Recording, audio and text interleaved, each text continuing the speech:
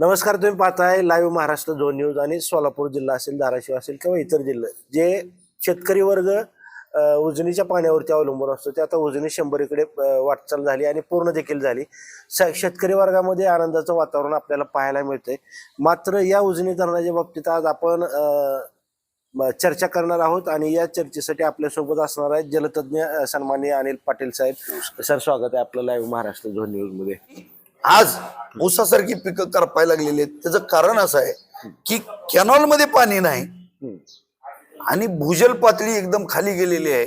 लोकांचे विहिरी आटलेले आहेत, बोरचं पाणी कमी झालेलं आहे, संपलेच. त्याच्यामुळं काय, परंतु आपण कृष्णा खोऱ्याचा भाग आहोत आणि आपल्याला भीमा नदीतून किंवा भीमा नदी खोऱ्यातून आपल्याला धाराशिव आणि लातूरला पाणी द्यायचंय. ते पाणी 27 TMC. कृष्णा मराठवाडा प्रकल्पाचं काम चालू झालेलं आहे. कृष्णा खोऱ्यातून जे अतिरिक्त पाणी जे उजनीत आणण्याचं काम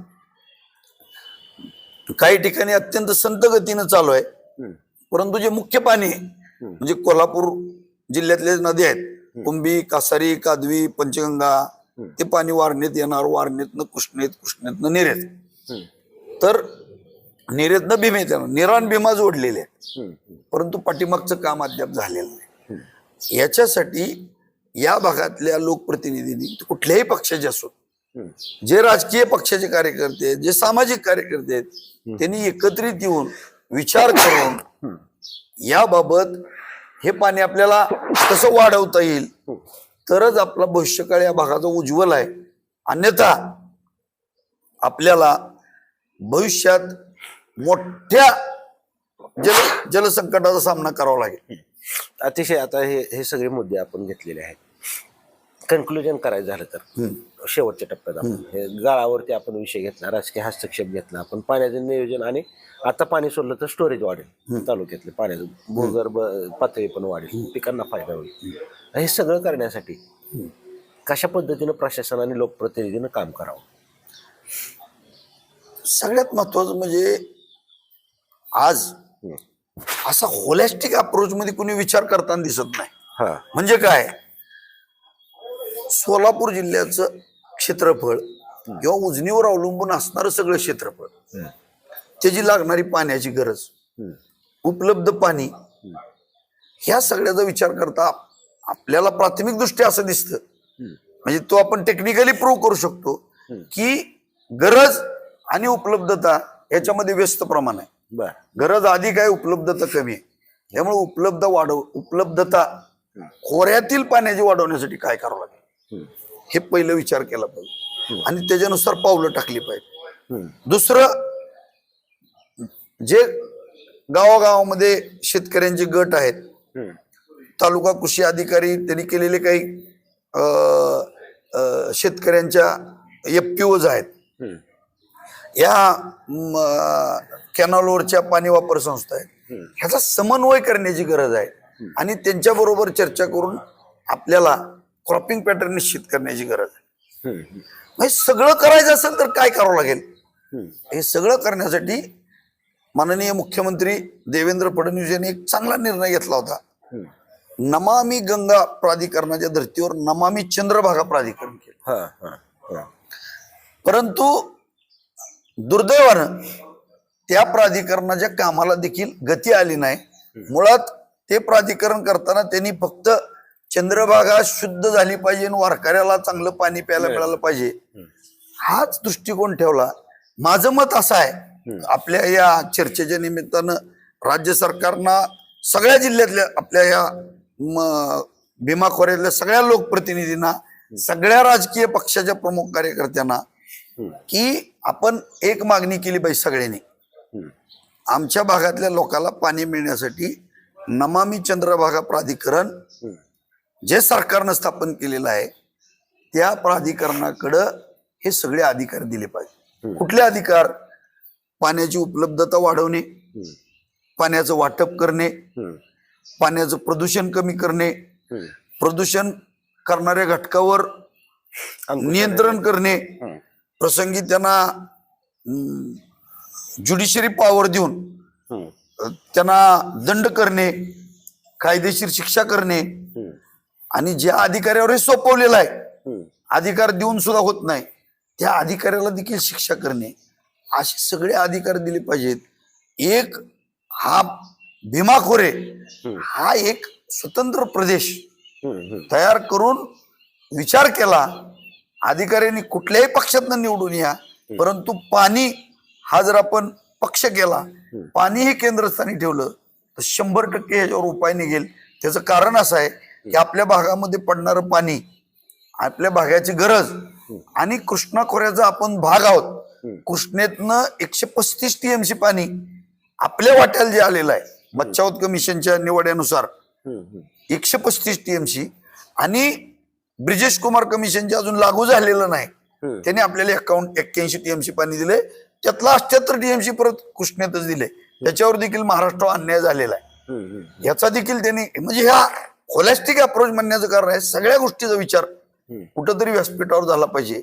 ही इतकं मोठं पाणी आपलं जवळजवळ 200-250 TMC पाणी 135 अधिक 78 3 TMC जे भीमेला दिलं ते आपण वापरू. हे जे पाणी साईट नसल्यामुळं ते पाणी वाहून जात आहे कर्नाटकाला. कर्नाटक वापरतंय परंतु ते आपल्या वाट्याच आहे. हे पाणी आपल्याला वापरण्यासाठी एका होलिस्टिक अप्रोचनं विचार करण्याची, कृती कार्यक्रम करण्याची गरज आहे. हा स्वर्गीय गणपतराव देशमुख आणि स्वर्गीय बाळासाहेब विखे पाटील असताना महाराष्ट्र पाणी परिषद नावाची एक संस्था ते चालवायचे. माझे वडील स्वर्गीय भाईसाहेब पाटील, त्यांना आपण तात्या म्हणून ओळखतो, ते देखील ते सक्रिय सभासद होते. आणि अशी जे चळवळ कृष्णा खोऱ्यामध्ये आटपाडी, कवठे, मांकाळजे ज्या 33 तालुक्याच्या बाबतीत स्वर्गीय नागनाथ अण्णा चालवायचे, त्यात देखील आपल्या माढा तालुक्यातले कार्यकर्ते म्हणून माझे वडील जायचे. आजही मी त्या चळवळीचा एक भाग आहे.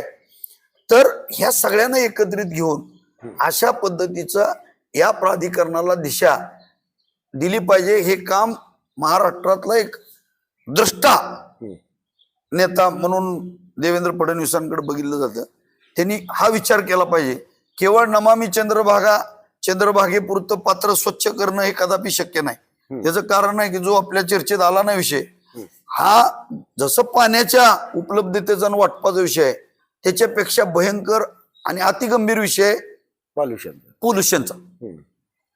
त्याच्यामुळे हे न सुटणारं कोड आहे. त्याच्यासाठी सगळ्या लोकप्रतिनिधींनी एकत्रित येऊन सगळ्या पक्षाच्या नमामि चंद्रभागा प्राधिकरण जे आता त्यांनी ते मुख्यमंत्र्यांच्या अध्यक्षतेखाली एक कमिटी आहे, चीफ सेक्रेटरीच्या अध्यक्षतेखाली एक शक्ती प्रदत्त कमिटी आहे आणि पुन्हा विभागीय आयुक्तांच्या अध्यक्षतेखाली एक ह्याच्यावर देखरेख करणारी कमिटी आहे. याचा काही उपयोग होणार नाही.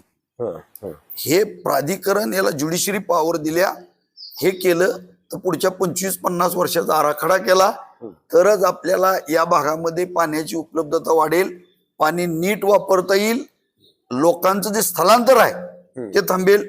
आपण जर अभ्यास केला तर प्रति स्क्वेअर किलोमीटर लोकसंख्या ही आपल्यात सोलापूर जिल्ह्याची पश्चिम महाराष्ट्राच्या तुलनेनं कमी आहे. आणि ती कमी असण्याचं मुख्य कारण आपल्याकडे पाण्याची उपलब्धता नाही, रोजगाराची साधनं नाही. म्हणून अनेक तरुण पुणे मुंबईला जातात आणि तिथं ते 3D वर्क करतात. 3D म्हणजे डेंजर, डिफिकल्ट आणि डर्टी. हे माणूस म्हणून जगण्यासाठी जे काम करायला पाहिजे त्याच्यापेक्षा हलक्या दर्जाचं काम त्यांना तिथं करावं लागतं. सुविधा नसतात त्या ठिकाणी. हायजीन ज्याला म्हणतो, स्वच्छता, अनेक ठिकाणी अनेक झोपडपट्ट्यामध्ये स्वच्छतेचा अभाव आहे. आपण अनेक ठिकाणी बघू शकता पुणे मुंबईमध्ये अशा ठिकाणी आपले लोक राहतात. ते जर कमी करायचं असेल तर आपल्याकडेच सोलापूर जिल्ह्यात महाराष्ट्रातलं एक उदाहरण आहे. सीना आणि भीमा जोडल्या, तेही मनोहर जोशी सरांच्या काळात झालं आणि त्यामुळं रिव्हर्स मायग्रेशन झालं. बाहेर जगायला गेले लोक सीना खोऱ्यातले परत आले. हे करण्यासाठी आपण प्राधिकरण रिकॉन्स्टिट्यूट करणे, त्यांना अधिकार देणे, याच्यासाठी भीमा खोऱ्यातील सगळ्या लोकप्रतिनिधींनी, कारण हे काय आमच्यासारख्याचं काम नाही, अभ्यासक आहे, मला त्यातला विषय कळला आणि मी म्हणतोय हे सुद्धा 100% नाही. अनेक अधिकारी, राज्यकर्ते एकत्र आले, ह्याच्यापेक्षा सुद्धा चांगली सोल्युशन त्याच्यामधून निघू निघतील. शकतील. परंतु त्याची पहिली पायरी हे नमामी चंद्रभागा प्राधिकरण रिकॉन्स्टिट्यूट करणे, त्यात चांगले लोक घेणे, त्याला कायदेशीर दर्जा देणे आणि हे सगळे अधिकार दिले पाहिजेत. केवळ प्रदूषणापुरतं मर्यादित न ठेवणे हेच ह्याच्यावरचं उत्तर आहे असं मला वाटतं. सध्या आपण उजनी धरण भरलं आणि 100% भरलं असलं तरी दुसरीकडे नेमके त्याचे ड्रॉबॅक काय आहेत तात्पुरतं ह्या विषयावरती आपण आलो होतो. आणि खरं तर जलतज्ञ अनिल पाटील यांच्याशी खरं तर ही थोडीशी वास्ट मुलाखत झाली. परंतु ते शेतकरी याच्यासाठी अतिशय महत्वाचे आहे, त्यांच्यासाठी महत्वाचे आहे. फक्त शेतकरी एकच बाजू नाही, अधिकारी असतील, लोकप्रतिनिधी असतील, यांनी यातून जे काही चांगलं इनपुट घेता येईल तेवढं घेणं गरजेचं आहे. तरच आगामी कालावधीमध्ये उजनी धरणाच्या पाणी व्यवस्थापनाचं नीट व्यवस्थापन होईल असं मला तरी वाटतंय. आता अनेक मुद्दे आहेत, अनेक चर्चा आपण विषय सुद्धा घेतलेले आहेत. पण सध्या तरी एक विषय महत्वाचा, अनिल पाटील जसं म्हणाले की नमामी चंद्रभागा नुसतं ते करून चालणार नाही, प्रदूषण मुक्त करून चालणार नाही, तर त्यासाठी जी काही कमिटी असेल त्याला ज्युडिशियरीची पॉवर देण्यात यावेत. आणि उजनी धरणाच्या बाबतीत देखील तसंच नियम जर लागू राहिला तर निश्चितपणानं आगामी काळामध्ये इथला शेतकरी आणखी सुजलाम सुफलाम होईल. आणि एक महत्त्वाचा मुद्दा अधोरेखित केलाय तो म्हणजे राजकीय हस्तक्षेप जो आहे तो कमी झाला पाहिजे. आणि जे काही उजनी धरण व्यवस्थापन असेल त्यांच्या अखत्यारीतचे सगळे निर्णय झाले पाहिजेत. तर अनिल पाटील सर, आपलं मी मनापासून आभार व्यक्त करतो. फार प्रदीर्घ मुलाखत आज झाली आणि निश्चितपणानं चांगल्या मुद्द्यासाठी झाली. शेणामाडाचं पाणी सुद्धा आता येणं गरजेचं आहे. शेतकऱ्यातून मागणी नसली तरी सुद्धा, पण त्याच्यामुळे पाणी स्टोरेज वाढेल. तर कॅमेरा पर्सन समीर मुलानीसह मी रवी शिरसट, मोडणी.